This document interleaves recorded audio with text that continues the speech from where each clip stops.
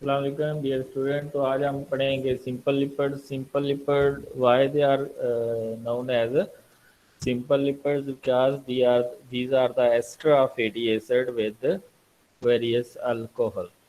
ठीक है, तो इसमें सिर्फ दो कंपोनेंट होते हैं, एक अल्कोहल होती है और दूसरे फैटी एसिड। एक अल्कोहल और साथ में उसमें फैटी एसिड लगे होते हैं। That's why they are known as simple lipids. extra fatty acid with various alcohol। extra fatty acid with various alcohol, इसको हम सिंपल लिपिड्स कहते हैं। अच्छा, इसमें आगे दो कैटेगरीज आ जाती हैं, न्यूट्रल लिपिड्स जिनको हम न्यूट्रल फैट्स या ऑयल कहते हैं। ठीक है, इसमें एक कैटेगरी आ जाती है ट्राई असाइल ग्लिसरॉल। इसमें कौन सी कैटेगरी आ जाती है? Try acyl glycerol. ठीक है, इसको ये जो न्यूट्रल फैट्स हैं इनको आप ऐसे भी कह सकते हैं, ester of 3 fatty acid with 1 glycerol molecule. ठीक है, ग्लिसरॉल के ऊपर आपको पता है 3 हाइड्रोक्सिल ग्रुप होते हैं। ठीक है, उन 3 हाइड्रोक्सिल ग्रुप के साथ जब फैटी एसिड के कार्बोक्सिलिक ग्रुप बॉन्ड बनाते हैं तो एस्टर बॉन्ड बनती है, तो कोई आयोनाइजेबल ग्रुप नहीं रहता, इसलिए उसको हम न्यूट्रल लिपिड कहते हैं। क्योंकि जो ग्लिसरॉल का अल्कोहल है वो भी बॉन्डिंग में इन्वॉल्व है और फैटी एसिड का कार्बोक्सिलिक ग्रुप वो भी बॉन्डिंग में इन्वॉल्व है। ठीक है, तो इसलिए हम इसको न्यूट्रल कहते हैं क्योंकि इनके ऊपर कोई चार्ज नहीं रहता। तो इसको हम एक डायग्राम से भी देख लेते हैं, खुद से जनरेट करते हैं वाइट बोर्ड, तो उसके ज़रिए भी आपको मैं समझाता हूँ, तो उसमें आपको और ज़्यादा क्लियर हो जाएगा कि वाई जो लिपिड जो है न्यूट्रल लिपिड जिनके ऊपर कोई चार्ज नहीं होता। ठीक है, तो neutral lipid are known as tricylglycerol। They are called neutral because they are uncharged due to the absence of ionizable group in it।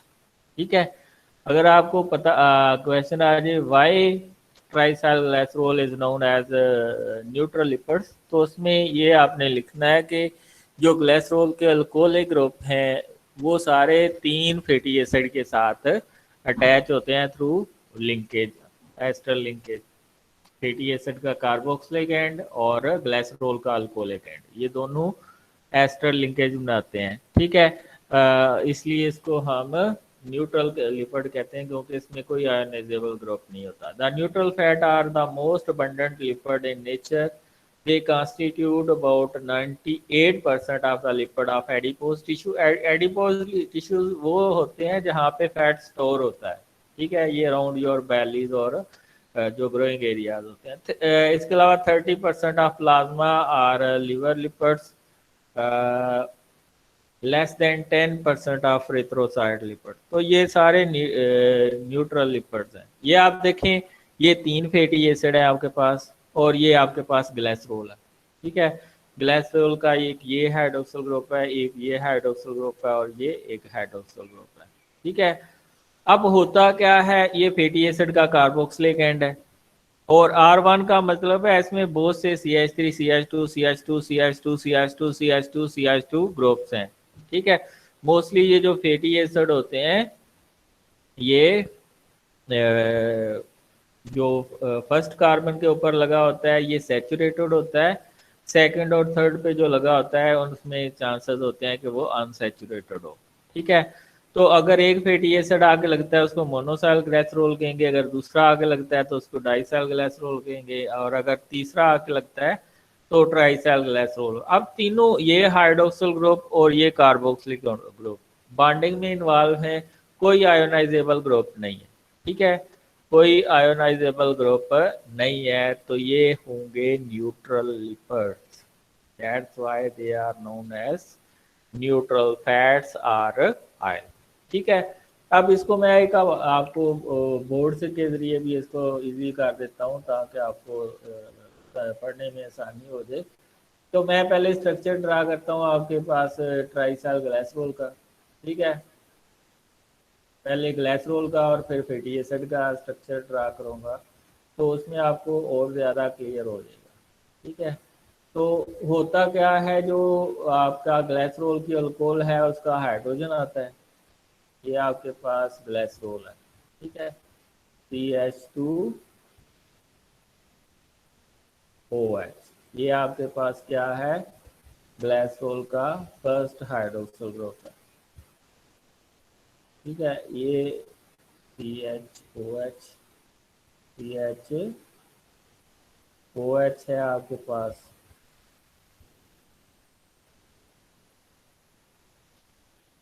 ठीक है, और ये CH2OH।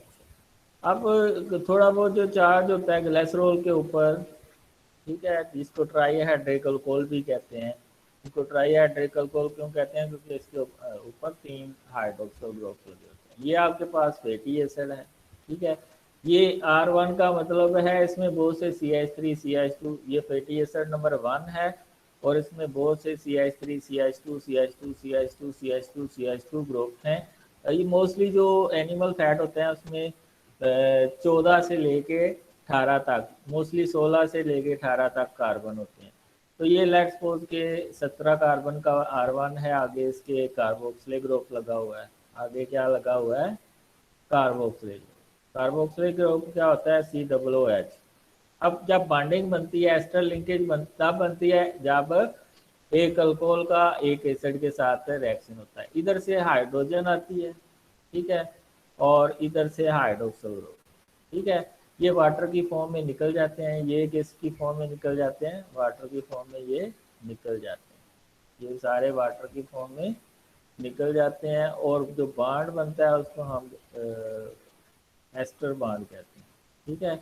ये आप इधर से हाइड्रोक्सिल ग्रुप गया और इधर से हाइड्रोजन की, ठीक है, तो ये एस्टर बॉन्ड बन गया, ठीक है। ये कौन सा बॉन्ड बन गया, एस्टर बॉन्ड बन गया आपके पास, ठीक है। ये अब मैं एक लाइन ड्रा करूंगा, तो ये जो बॉन्ड बना है ये एस्टर बॉन्ड है, इसको आप ऐसे भी लिख सकते हैं, ये जो O ग्रुप है इसको डबल बॉन्ड करके ऊपर भी लिख सकते हैं, ठीक है। ये डबल बॉन्ड ऊपर की फॉर्म में भी आप ले सकते हैं, इधर आप डबल बॉन्ड ड्रा करें, ठीक है।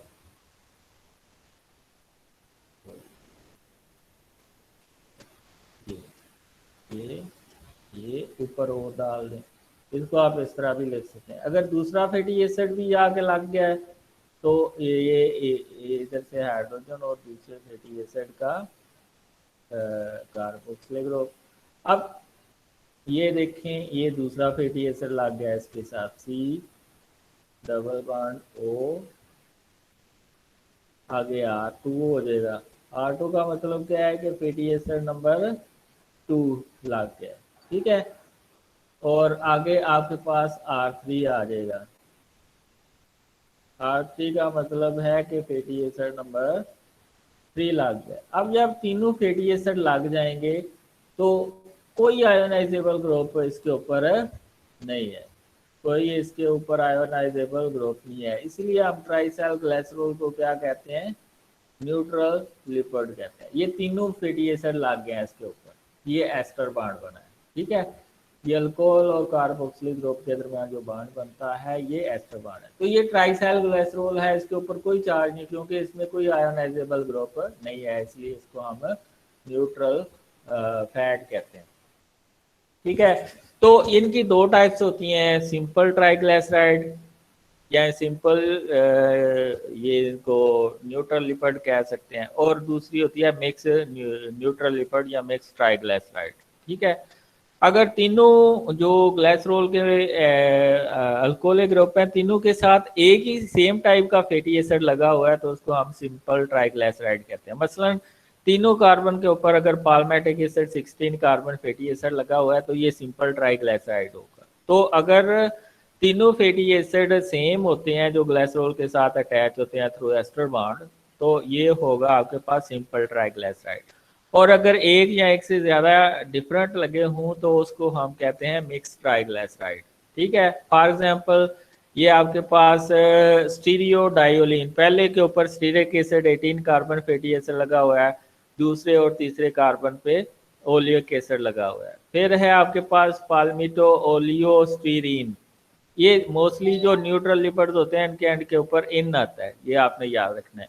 पाल्मिटो ओलियोस्टीरीन का मतलब होता है फर्स्ट कार्बन के ऊपर पाल्मेटिक एसिड है, दूसरे कार्बन के ऊपर ओलिक एसिड है, तीसरे कार्बन के ऊपर स्टीरिक एसिड है। Natural fat are mixed triglyceride with small amount of simple triglyceride. तो ये आप देख सकते हैं ट्राईपाल्मिटेन तीनों कार्बन के ऊपर, ये देखें 1+ वैसे काउंटिंग इधर से करते हैं लेकिन ये बॉन्डिंग बन चुकी है तो हम लेट्स सपोज कि इधर से काउंटर कर लेते हैं 1+14 15 और ये 16 फैटी कार्बन का फैटी एसिड है। इसी तरह ये भी 16 का है, ये भी है।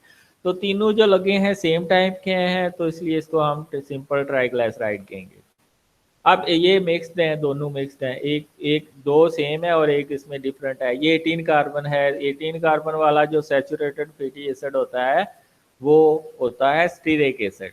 तो 1 स्टीरियो 2 3 डाइलिन, यानी कि दूसरे और तीसरे के कार्बन के ऊपर जो फैटी एसिड है वो ओलिक एसिड है। ओलिक एसिड में क्या होता है कि जो नावा कार्बन है उस पर डबल बॉन्ड होता है, मसलन 1+7 8 और ये 9, 9th कार्बन पे डबल बॉन्ड है, 10+7 17 और ये 18, ठीक है, ये भी वही है, ठीक है। इसी तरह अगर आप देखें तो इसमें फर्स्ट कार्बन के ऊपर पाल्मेटिक एसिड 16 कार्बन एसिड लगा हुआ है, दूसरे कार्बन पे ओलिक एसिड लगा हुआ है। मैंने कहा सेकंड या थर्ड कार्बन के ऊपर जो फैटी एसिड होते हैं मोस्टली वो अनसैचुरेटेड होते हैं एनिमल फैट के अंदर, ठीक है। तो ये थर्ड कार्बन के ऊपर 18 कार्बन सैचुरेटेड स्टीरिक एसिड लगा हुआ है, तो इसको 1 पाल्मिटो, फर्स्ट कार्बन के ऊपर पाल्मेटिक एसिड है, दूसरे कार्बन के ऊपर ओलिक एसिड है और तीसरे कार्बन के ऊपर स्टीरिक एसिड लगा हुआ है। तो ये मिक्स्ड ट्राइग्लिसराइड है, ठीक है। और इसमें जो ये जो एनिमल फैट होते हैं इसमें जो मोस्टली फैटी एसिड होते हैं ये 16 कार्बन पाल्मेटिक एसिड होता है, 18 कार्बन स्टीरिक एसिड होता है और 18 कार्बन अनसैचुरेटेड ओलिक एसिड लगा होता है। The main difference between the fats and oil is for oil being liquid, क्योंकि उसमें अनसैचुरेटेड फैटी एसिड ज़्यादा होते हैं at room temperature, where are fat are solid, क्योंकि उसमें सैचुरेटेड फैटी एसिड ज़्यादा होते हैं। This is mainly due to the presence of larger percentage of unsaturated fatty acid present in oil और saturated होते हैं घी के अंदर। फिजिकल प्रॉपर्टीज ऑफ फैट्स और ऑयल्स क्या हैं? Freshly prepared fats and oil are colourless, odourless, tasteless. Any colour और taste is due to the association with other foreign substances. The yellow color of the body fat or milk fat is due to the carotene pigment. मसलन को milk है वो थोड़ा सा हमें yellow नज़र आता है क्योंकि उसमें कैरोटीन पिगमेंट होता है और उससे जो मक्खन भी होता है उसका भी थोड़ा सा कलर येलो होता है। Fats have a specific gravity less than 1 and therefore they float on the surface of water. मैंने आपको लिपिड सॉल्युबिलिटी टेस्ट करवाया था तो हमने देखा था जो वाटर है वो नीचे रह जाता है और ऑयल ऊपर आ जाता है और दोनों इनसॉल्युबल होते हैं एक दूसरे के अंदर। क्यों? वाटर पोलर है और ऑयल जो है वो नॉन पोलर कैरेक्टरिस्टिक रहते हैं। तो ऑयल ऊपर आ जाता है क्योंकि उसकी ग्रेविटी 1 से कम है और वाटर की ग्रेविटी 1 होती है, वो नीचे रह जाता है। Fats are insoluble in water but soluble in organic solvent like ether and benzene. ये पहले हम कर चुके हैं। Melting points of fats are usually low but higher than the solidification point, यानी कि फ्रीजिंग पॉइंट ये तो बिल्कुल सिंपल है कि फ्रीजिंग पॉइंट जो है वो कम होता है और मेल्टिंग पॉइंट ज़्यादा होता है। रेन एसिडिटी बहुत इंपॉर्टेंट है। रेन एसिडिटी क्या है कि आपके पास ऑयल है, ठीक है, और वो आपने रखा हुआ है, कुछ दिनों बाद उसमें से अगर स्मेल या उसमें से टेस्ट आना शुरू हो जाए तो उसका मतलब है वो ऑयल जो है वो ख़राब हो चुका है, ठीक है। और उसके ख़राब होने की वजह क्या होती है? कोई लाइट उसके ऊपर पड़ी है, कोई मॉइस्चर है साथ, या कोई बैक्टीरियल या फंगल कंटेमिनेशन आ गई, ठीक है। तो मोस्टली ऑयल के अंदर रेन एसिडिटी ज़्यादा आ जाती है, ज़्यादा चांसेस होते हैं आने के एज कंपेयर टू जो आपका जो सॉलिड फैट है। क्यों? क्योंकि अनसैचुरेटेड फैटी एसिड ज़्यादा होते हैं ऑयल में और उसमें ऑक्सीडेशन और दूसरे कंटेमिनेशन के रिएक्शन ज़्यादा होते हैं जिसकी वजह से वो जल्दी ख़राब हो जाता है। तो रेन एसिडिटी को आप कैसे डिफाइन करेंगे? It is a physicochemical change in the natural property of the fat leading to the development of unpleasant odor or taste or abnormal color, particularly on aging after exposure to atmosphere, oxygen, light, moisture, bacterial or fungal contamination or heat. तो उसको हम क्या कहते हैं, rain acidity, यानी कि उसका taste change हो गया, उसका कलर चेंज हो गया है, तो वो रेन एसिड फैट है. Saturated fat resist rain acidity more than unsaturated fat that have unsaturated double bond. मैंने आपको वही बताया कि अनसैचुरेटेड ऑयल के वो जल्दी खराब होने का चांस होता है. क्यों? क्योंकि उसमें जो है वो डबल बॉन्ड होते हैं और वहाँ पे कंटेमिनेशन हो सकती है. कैसे हम रेन एसिडिटी को बचा सकते हैं? आप उसको light oxygen, moisture, high temperature और बैक्टीरियल और फंगल कंटेमिनेशन से बचाएंगे और रखेंगे ऐसी जगह पे जहाँ पे जो है कोल्ड, डार्क, ड्राई प्लेसेस होंगी. ठीक है. और अगर आप रेन सिटी से फैट या ऑयल को बचाना चाहते हैं तो हैवी मेटल अगर पास में पड़ी हुई हैं तो उनको रिमूव कर दें, क्योंकि हैवी मेटल जल्दी रेन एसिडिटी काज करती हैं. इसके अलावा आप एंटीऑक्सीडेंट विटामिन ई ऐड कर सकते हैं in vitro in vivo study के लिए. साथ में आप उसमें कोई फाइटोकेमिकल्स ऐड कर सकते हैं, क्योंकि वो एंटीऑक्सीडेंट प्रॉपर्टी लाइक ये जो प्लांट के लीफ से हम phenol, naphthol, tannin and hydroquinone extract करते हैं, इसको हम एज ए एंटीऑक्सीडेंट ऑयल के अंदर यूज कर सकते हैं. ये भी बहुत इंपॉर्टेंट है. Iodine number, degree of unsaturation किसी ऑयल के अंदर, ये डेयरी में बहुत ज़्यादा किया जाता है इसको मैयर. Iodine, it is the number of gram of iodine absorb by 100 gram of fat और ऑयल. यानी कि 100 ग्राम ऑफ फैट या ऑयल पड़ा हुआ है, उसमें आप ग्राम्स ऑफ आयोडीन डालते जाते हैं. वो जितनी अब्जॉर्ब करता है आयोडीन, वो उसका क्या होगा, आयोडीन नंबर. और जितने किसी ऑयल के अंदर डबल बॉन्ड ज़्यादा होंगे, वहाँ पे जाके लगता है आयोडीन. ठीक है. और वहाँ पे फिर डबल बॉन्ड की बजाय वो सिंगल बॉन्ड हो जाता है. तो ये डिग्री ऑफ अनसैचुरेशन को मेजर करने के लिए यूज होता है. जो आयोडीन नंबर है ये डिग्री ऑफ अनसैचुरेशन को मेजर करने के लिए यूज होता है. कैसे? मसलन ये आपके पास डबल बॉन्ड है, ठीक है, CH डबल बॉन्ड, तो ये हमेशा डबल बॉन्ड के ऊपर आके ही जाके लगता है आयोडीन. तो जितने डबल बॉन्ड ज़्यादा होंगे उतना आयोडीन ज़्यादा लगेगा. मसलन ये डबल बॉन्ड है, तो जब इसके ऊपर आके आयोडीन लग गया तो ये सिंगल बॉन्ड में चेंज हो जाएगा. ये किस में चेंज हो जाएगा? सिंगल बॉन्ड में. और अनसैचुरेशन जो है वो खत्म हो जाएगी. तो ये आगे आयोडीन इधर लग गया ऊपर और नीचे ट्रांस कॉन्फ़िगरेशन में, तो ये डबल बॉन्ड है सिंगल बॉन्ड में चेंज हो गया. तो ये जो डिग्री ऑफ अनसैचुरेशन होती है ना फैट के अंदर, उसको मेजर करने के लिए ये यूज होता है आयोडीन नंबर, कि कितने इसमें डबल बॉन्ड है. जितने डबल बॉन्ड ज्यादा होंगे उतनी आयोडीन ज्यादा अब्जॉर्ब होगी. तो डिग्री ऑफ अनसैचुरेशन को चेक करता है. दूसरा बायोलॉजिकल वैल्यू ऑफ फैट को बताता है. जितने डबल बॉन्ड ज्यादा होंगे उतने एसेंशियल फैटी एसिड होने के ज्यादा चांसेस होंगे, उतनी उसकी बायोलॉजिकल वैल्यू ज्यादा होगी. It is used for the identification of type of fat, detection of adulteration and determination of biological value of fat. ये भी बहुत इंपॉर्टेंट डेफिनेशन है न्यूट्रल लिपिड्स के अंदर. Saponification number.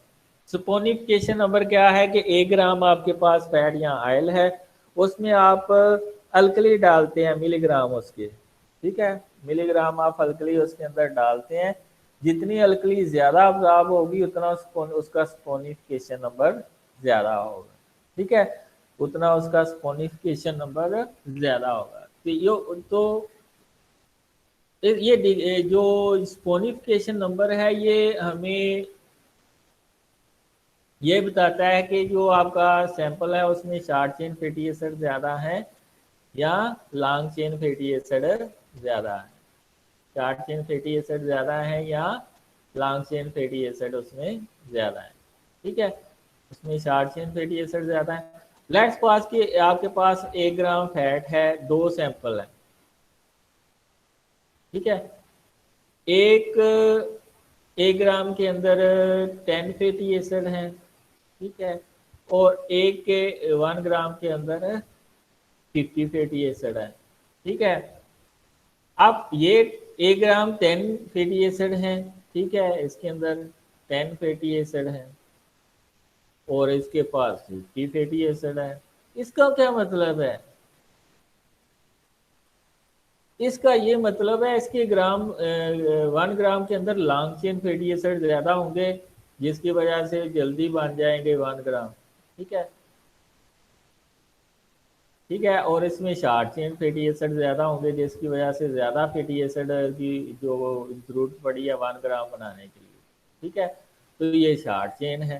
ठीक है, तो इसका मतलब है ये जो 50 हैं ये ज्यादा अल्कली लेंगे और जो 10 हैं ये कम अल्कली कंज्यूम करेंगे, तो इनका स्पोनिफिकेशन नंबर होगा ज्यादा, क्योंकि इनके कार्बोक्सिलिक ग्रुप होता है। कार्बोक्सिलिक ग्रुप के साथ जो है वो सोडियम या पोटाशियम जो भी आप ऐड करते हैं साल्ट वो लग जाता है, तो ये सोप में चेंज होते हैं, फैटी एसिड किस में चेंज हो जाते हैं, सोप के अंदर चेंज हो जाते हैं। जब जो अल्कली आप डालते हैं उसका सोडियम या पोटाशियम निकल के कार्बोक्सिलिक ग्रुप के साथ लग जाता है फैटी एसिड, तो ये जो आपका आयल है ये सोप में चेंज होता है और ग्लिसरॉल लहदा हो जाता है, उसको हम फिर सेपरेट कर लेते हैं सेपरेटिंग फलन के लिए। तो ये जो आपका स्पोनिफिकेशन नंबर है ये हमें बताता है कि 1 ग्राम के अंदर जो शॉर्ट चेन फैटी एसिड ज्यादा है या लॉन्ग चेन फैटी एसिड ज्यादा है। तो जितने शॉर्ट फैटी एसिड होंगे ज्यादा, उतने कार्बोक्सिलिक ग्रुप भी ज्यादा होंगे, उतनी अल्कली ज्यादा कंज्यूम होगी। और अगर लॉन्ग चेन फैटी एसिड ज्यादा है तो इसमें का मतलब है अल्कली कम कंज्यूम होगी, कम कार्बोक्सिलिक ग्रुप होंगे, तो सोप कम जो सोप तो उतना ही बनेगा, लेकिन जो शॉर्ट चेन फैटी एसिड हैं वो ज़्यादातर डिटर्जेंट बनाते हैं, यानी कि वो लिक्विड होते हैं तो इसलिए डिटर्जेंट बनाते हैं, और लॉन्ग चेन फैटी एसिड जो है वो हार्ड सोप बनाते हैं। ठीक है, तो ये फर्क है। आगे है हमारे पास दूसरी कैटेगरी जो आपकी सिंपल लिपिड है, वैक्सेस। ठीक है, वैक्सेस आर वेरी इंपॉर्टेंट। ठीक है, तो ये वैक्सेस जो हैं ये are solid lipid containing monohydric alcohol esterified to long chain fatty acid, यानी कि इसमें एक मोनोहाइड्रिक अल्कोहल होती है और उसके भी अंदर भी बहुत ज्यादा कार्बन होते हैं, और इसके साथ जो फैटी एसिड लगा होता है उसके पास भी बड़े कार्बन होते हैं। तो ये वैक्सेस जो होती हैं हमेशा ये मोस्टली केसेस में ये सॉलिड होते हैं। तो वैक्सेस के आगे दो टाइप्स हैं, ट्रू वैक्सेस और वैक्स लाइक कंपाउंड। मसलन ये जो कोलेस्ट्रॉल है, विटामिन ए है, विटामिन डी है, इसके साथ अगर फैटी एसिड आके लगा है तो ये वैक्स लाइक कंपाउंड है। ये जो कोलेस्ट्रॉल है या विटामिन ए है या डी है, इसके ऊपर एक हाइड्रोक्सिल ग्रुप होता है, उस हाइड्रोक्सिल ग्रुप के साथ फैटी एसिड लगता है तो ये आपका वैक्स लाइक कंपाउंड है। ट्रू वैक्स में क्या होता है, एक monohydric long chain fatty acid की तरह की अल्कोहल होती है और उसके साथ एक फैटी एसिड जाके अटैच होता है, तो वो बनता है वैक्स। तो वैक्सेस बड़ी इंपॉर्टेंट होती हैं। Waxes are insoluble in water but soluble in fat solvent and are negative for acrolein test. क्यों नेगेटिव होता है इनका एक्रोलीन टेस्ट? क्योंकि इसमें ग्लिसरॉल नहीं होती बल्कि एक लॉन्ग चेन मोनोहाइड्रिक अल्कोहल होती है, जिसकी वजह से एक्रोलीन टेस्ट ये नेगेटिव देती है। Waxes are not easily hydrolyzed as fat are undigested by lipases and very resistant to rancidity, क्योंकि इसमें लॉन्ग चेन फैटी एसिड होते हैं और वो मोस्टली सैचुरेटेड होते हैं। और ये क्यों हम एनिमल बॉडी इसको डाइजेस्ट नहीं कर पाती, क्योंकि हमारी बॉडी के अंदर वैक्सेस को डाइजेस्ट करने के लिए कोई एंजाइम नहीं होता, सिर्फ प्लांट्स में होता है। They are of no nutritional importance, लेकिन ये एज ए लग्जेटिव के तौर पर यूज हो सकती है। तो ये इसके करेक्टरिस्टिक्स हैं कि इसमें लॉन्ग चेन फैटी एसिड होता है और जो फैटी एसिड होता है वो 14 से 36 कार्बन का हो सकता है, और फैटी एसिड बाज़ औक़ात सम टाइम ये अनसैचुरेटेड हो सकता है। और इसमें लॉन्ग चेन अल्कोहल होती है 16 से 30 कार्बन की। जो 30 कार्बन वाली अल्कोहल होती है ये मोस्टली छत्ते होते हैं, शायद के जो छत्ते होते हैं, वैक्स जो होता है, कॉम्ब होती है जिसको इंग्लिश में कॉम्ब कहते हैं, वो सारी जो है वो 30 कार्बन अल्कोहल होती है और साथ में 16 या 18 कार्बन फैटी एसिड लगा होता है। इनका मेल्टिंग पॉइंट जो है वो 60 to 100 डिग्री सेंटीग्रेड होता है।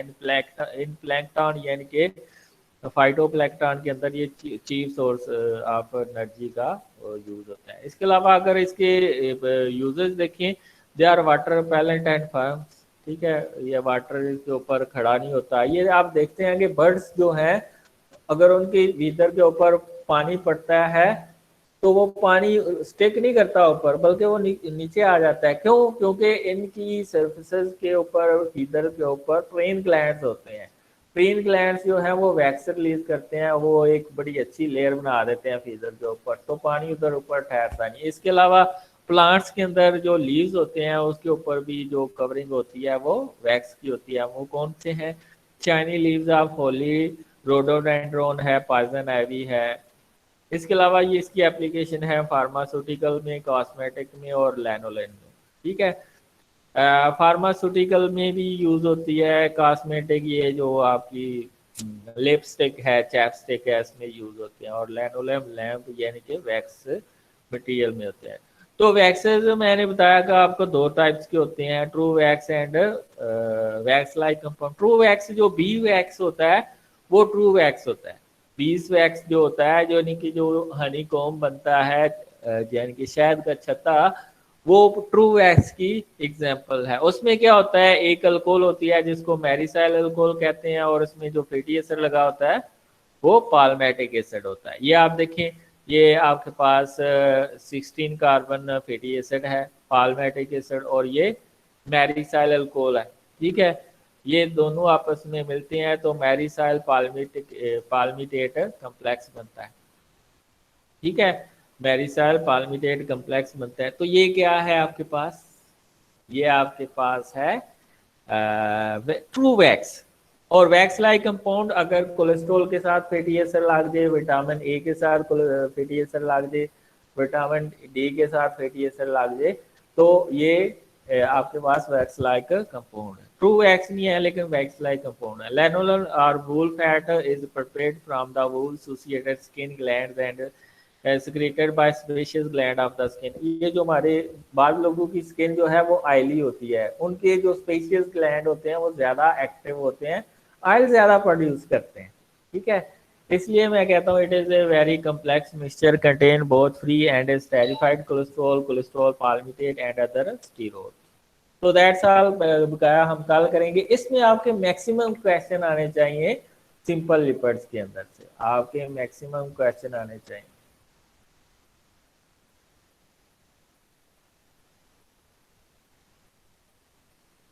तो बोलो तो क्वेश्चन तो करो जवानो, और नहीं है